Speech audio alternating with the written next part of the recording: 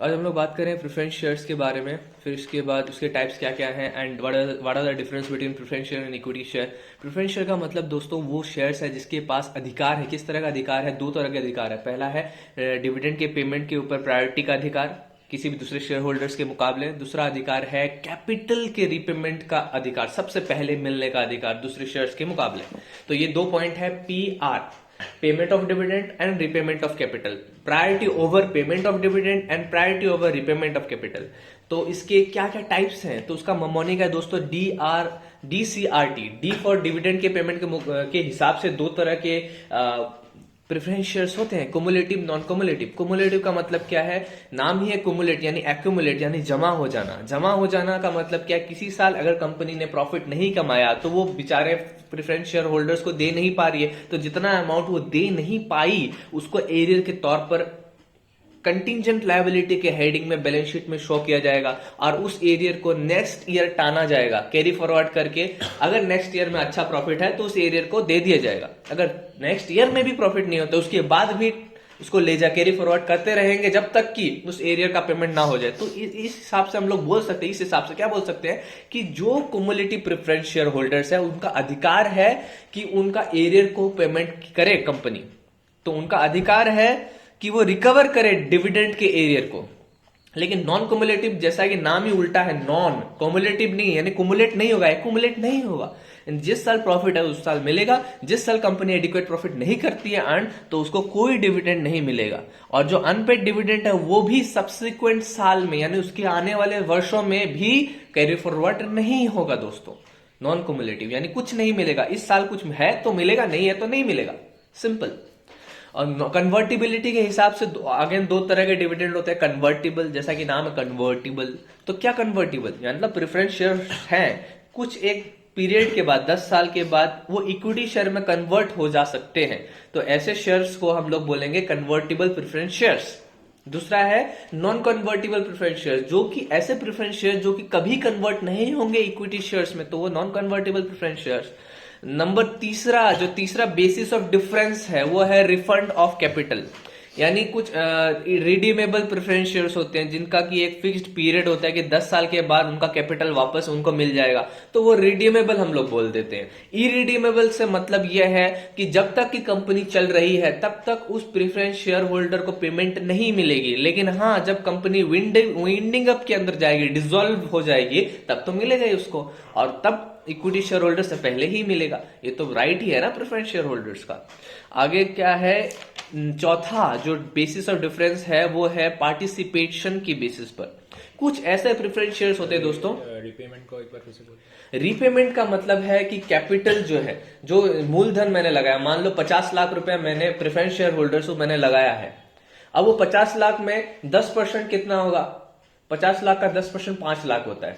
तो मान लो मैं 50 लाख लक्की लोहिया ने लगा दिया है कंपनी XYZ लिमिटेड, तो मेरे 10% जो उसका ऊपर डिविडेंड है 5 लाख, हर साल 5 लाख लेने का अधिकार है मेरे ऊपर।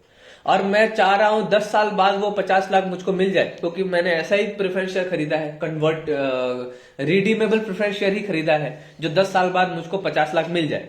तो वो 10 साल पूरे होते ही वो 50 लाख जो है मुझको मिल जाएंगे, तो उसको बोलेंगे रीपेमेंट ऑफ कैपिटल यानी रीपेमेंट ऑफ मूलधन, और वो रिडीमेबल प्रेफरेंस शेयर्स के अंडर में होगा। लेकिन अगर मैंने 50 लाख ऐसे प्रेफरेंस शेयर के ऊपर लगाया है जो कि कभी भी रिडीम नहीं होंगे, इरिडीमेबल है, तब मुझको क्या मिलेंगे 10 साल बाद? पैसे नहीं मिलेंगे। कब मिलेंगे? जब वो कंपनी ब्रेक डाउन होगी, जब वो कंपनी डिसॉल्व हो जाएगी, तब मुझे वो 50 लाख वापस मिलेंगे। कैलकुलेट करेंगे, हिसाब लगाया जाएगा, तो उसको ये बोलते हैं रीपेमेंट ऑफ कैपिटल।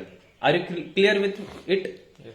तो नेक्स्ट क्या बता रहे थे? पार्टिसिपेटिंग। पार्टिसिपेटिंग का मतलब क्या है? कुछ ऐसे प्रेफरेंस शेयर होल्डर्स होते हैं जो कि डिविडेंड तो उनको मिलता ही है, साथ में इक्विटी शेयर होल्डर्स के पेमेंट के बाद भी कुछ अगर प्रॉफिट रह गया तो उस सरप्लस प्रॉफिट पे भी वो पार्टिसिपेट करते हैं। या विंडिंग अप के टाइम पर, विंडिंग अप मतलब कंपनी जब बंद हो रही है तो उसके बाद में इक्विटी शेयर होल्डर को दे दिया एसेट्स, उसके बाद भी कुछ एसेट्स बचा तो सरप्लस एसेट बोलते हैं ना उसको, तो उसमें भी पार्टिसिपेट करती है। तो दो पॉइंट है आपको याद रखने के लिए पार्टिसिपेटिंग प्रेफरेंस शेयर का अगर लिखना है तो आपको क्या दो पॉइंट है? It participates on surplus profit after payment of equity share holders and और है इसमें, और it participates on surplus assets after payment of equity share holders. और नॉन पार्टिसिपेटिंग प्रेफरेंस शेयर का मतलब उल्टा ही हो गया, मतलब non, it does not participate over surplus any surpluses, B it profit B it asset, it does not participate, so non participating preference share. तो ये हो गया प्रेफरेंस शेयर का meaning, types of preference share. अब हम लोग difference जानते हैं प्रेफरेंस शेयर और इक्विटी शेयर के बीच में। तो ये रिवीजन लेक्चर तो वही स्टूडेंट देखें जो पहले से या जान चुके हैं, तो रिवीजन करने के लिए आपको आसानी होगी।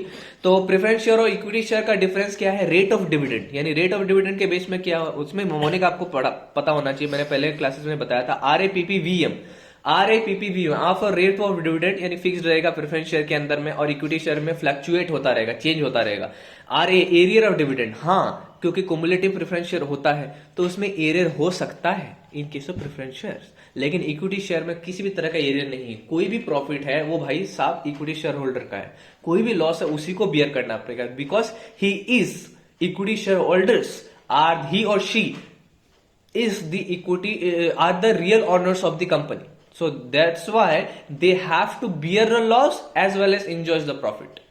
So preferential rights क्या होते हैं, RAPP मतलब बता रहा, RA हो गया, R मतलब क्या, rate, P A for arrear, 2 point हो गया, P मतलब preferential right and preferential right, 2 preferential right है, पहला प्रेफरेंशियल राइट ऑफ डिविडेंड, दूसरा preferential right of capital, repayment of capital, preferential right as to repayment of capital. Dividend का जो preferential right है उसके अंदर में क्या करना पड़ेगा, इसका अधिकार है equity share preference share holder का कि डिविडेंड पहले मिले। इक्विटी शेयर होल्डर्स का क्या है, प्रेफरेंस शेयर होल्डर्स को पेमेंट के बाद ही मिलेगा उसको। और preferential right of capital, repayment of capital का मतलब क्या है कि पहले जो कैपिटल है विंडिंग अप के दौरान सबसे पहले किसको मिलेगा, प्रेफरेंस शेयर होल्डर्स को मिलेगा, और उसके बाद इक्विटी शेयर होल्डर्स को मिलेगा।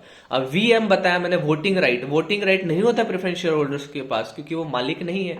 Owners are have the right to vote in the resolution, board resolution meeting. So equity shareholders are the owners, that's why they have the right to vote.